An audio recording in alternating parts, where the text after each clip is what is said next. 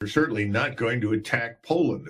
They're not going to attack those Baltic littoral states. They've never had any intention of doing so. But what Putin has made very clear, and the Russian government, not just President Putin, but Sergei Lavrov, the foreign minister, is if we allow missiles and aircraft to be launched from territory that is NATO territory, in any of those states that I mentioned, then he will regard, or Russia will regard, the source of those missiles as legitimate targets.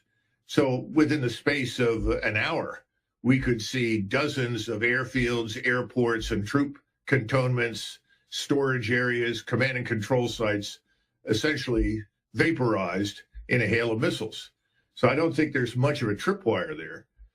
I think we're just kidding ourselves. We're kidding the American people. It reminds me of watching our responses to emergencies around the world. One of the first things we do is usually send an aircraft carrier group. And then we have these wonderful pictures of the carrier at sea and the planes taking off and landing.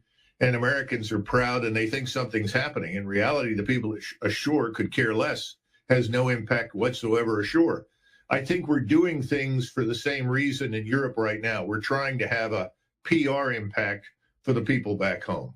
Because, you know, Judge, there are always foolish Americans that are members of what I call the Bombs Away Club. They think that our greatness is served when we bomb hapless opponents. What we've got to understand is up until now, we have been attacking people who cannot defend themselves. If we are drawn into a direct confrontation with the Russians, which looks eminently possible, given the stupid remarks that we're making, then you're going to be up against a force that can fight back on a dramatic scale. We need to wake up. We need to understand it and ask ourselves, why? Why? What is the purpose? What do we gain from this? And the Ukrainian people aren't going to gain anything. That state, that nation is destroyed.